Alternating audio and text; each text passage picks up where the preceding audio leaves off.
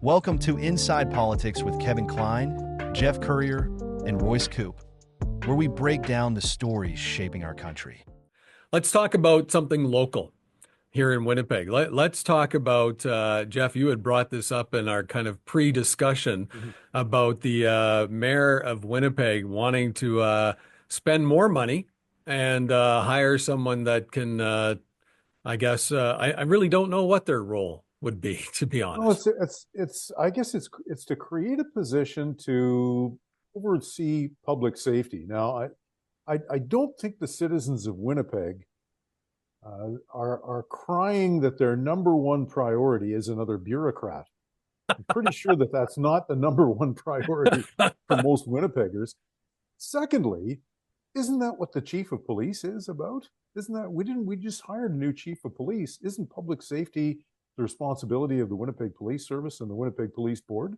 And Kevin, Well, you were on the board. Isn't that the job of the board and the chief of police? I was the chair of the Winnipeg Police Board, and that is their sole responsibility. They are to be, having those meetings. They are to be having those discussions publicly. How many public meetings do they go out and talk about this? I think this was more about, for some reason, information sharing, and thought that this would be, a position, you're right, that a bureaucrat could solve, but they can't. I mean, Well, Royce, information sharing with who?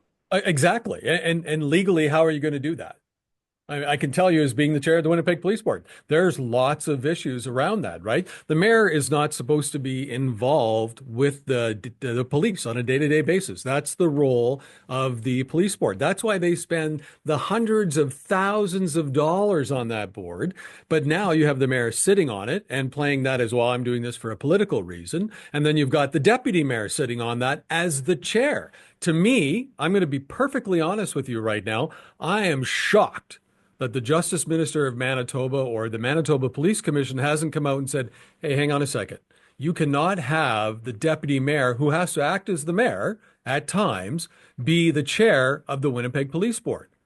That to me is unthinkable, but nobody is talking about it. And you're right. Now we're going to spend what, 180 grand? 190, and then he's got to get an assistant, then they got to have an office, then they got to have a budget. At least one assistant. Yeah, at least one. They'll probably have a couple to do what? To hold meetings, and then we're going to have to pay for the meetings. We're going to have to buy sandwiches. We're going to have to buy coffee. Meanwhile, people are still going to get attacked on buses, and crime will still happen. Yeah.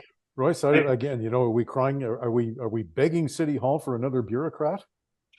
Yeah, I don't know very much about this. I mean, it might be that the justice minister does intervene, like, so quietly, or later on down the line.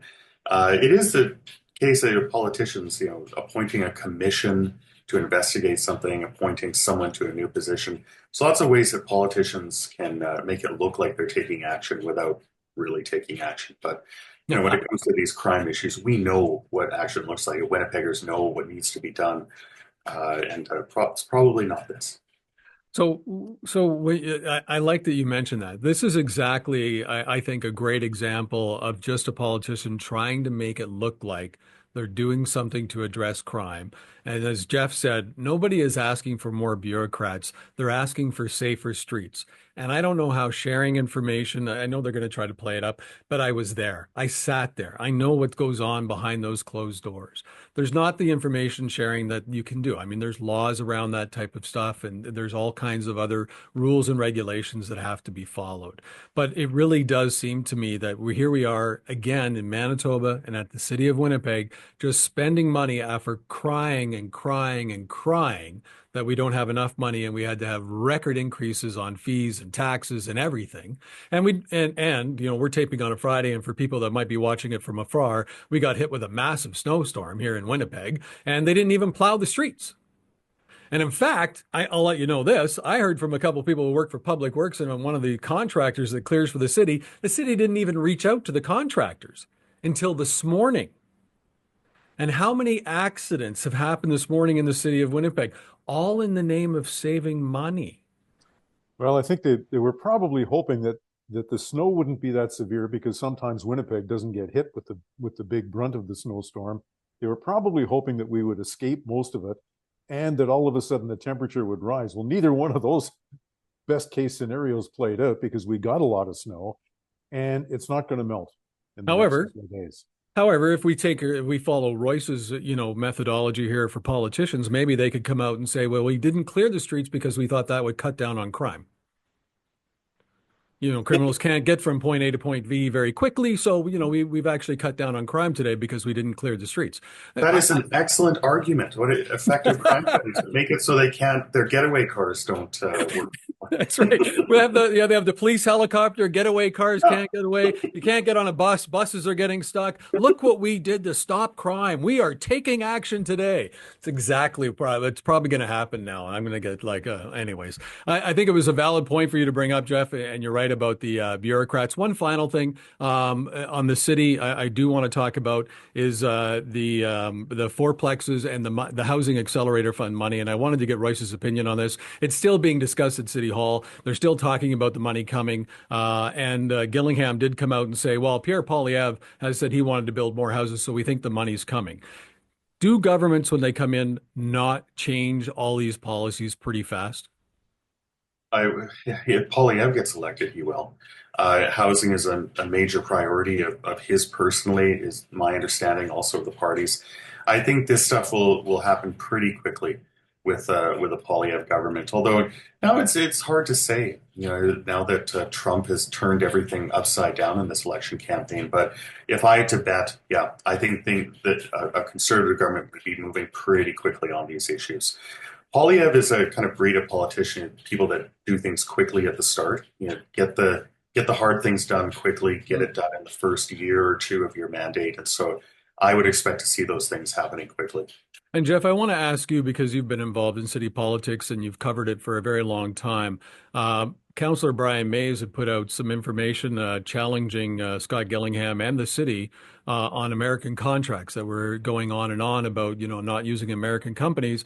And he noted that the North End treatment plant is to an American conglomerate, and we're not hearing the city talk about looking at other avenues or Canadian options, even though Canadian companies bid on that job.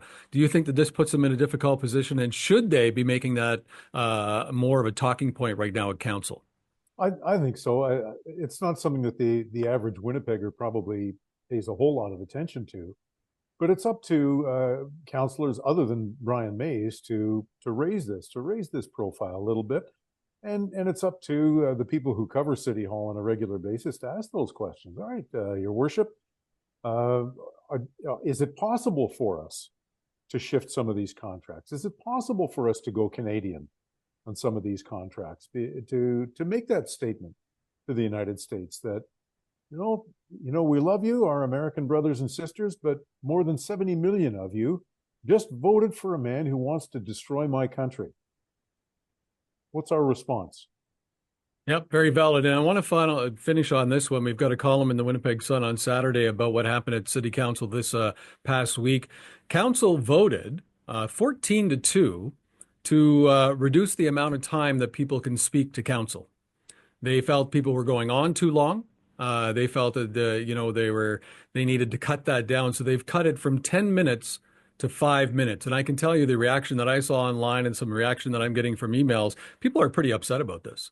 And so they should be. And they should be, right? That was my point, and that's what I wrote in the article. I thought that this was very at a time when governments need to be more accountable. It's like we're pushing people away. We're pushing them away. And I think one councillor, Charles or whatever, said, it's just storytelling. Royce, as a political scientist, again, what are your thoughts on this? Is this the right move to make by limiting the amount of time? Like, they can't even ask questions anymore. You can't ask questions at a council. Yeah, I hate it. Thanks, I hate it. It's undemocratic. People should be allowed to speak, and politicians should welcome the voices of people that want to provide this kind of feedback and input. I will say that sometimes in these kinds of settings, it's not always the best barometer of what your constituents are thinking. You do get kind of interest groups. You get people that are really motivated, people that have the time, people that have the resources to come out. And so, but if you're a politician, you're smart enough to kind of see what's real and maybe what's this kind of mobilized special interest views. I also just think, and you're getting at this, Kevin, symbolically, it's just horrible. Cutting in half the amount of time that you can talk to your elected officials. Give me a break. It's supposed to be a democracy. Well, I can tell you when I was on city council, and Jeff, you'll love this. I remember sitting there, and if a council meeting started to go past 4 o'clock, people started getting mad that they were there that long. So council meeting normally starts around 9:30, 10 o'clock, maybe. Take an hour and a half for lunch. They can come and go. They're on their computers. They're on their phone. None of them are paying attention because everything's already been decided behind closed doors. They're all going to vote a certain way. And they barely work during the week. They barely work all month. And all of a sudden, if they have to work more than 7 hours a day, it's the end of the world. My goodness. Yeah, and Kevin, you know better than any of us here that being a city councilor can be as easy or as difficult a job as you want it to be. You essentially make your own hours and decide how hard you want to work. And some city councilors roll up their sleeves and put in a lot of hours and do a great deal of work. And then others, not so much. And there are some city councilors who just about need a Sherpa guide to find their office at City Hall. I can tell you when I was in there, I used to go in every day. I'm not blowing smoke. Because I wanted to understand it, and I'm used to being in business and going to work every day. And I had some counselors come into me and ask me to stop because it was making them look bad. Because staff had mentioned that I was there. There were some counselors that I only saw once a month.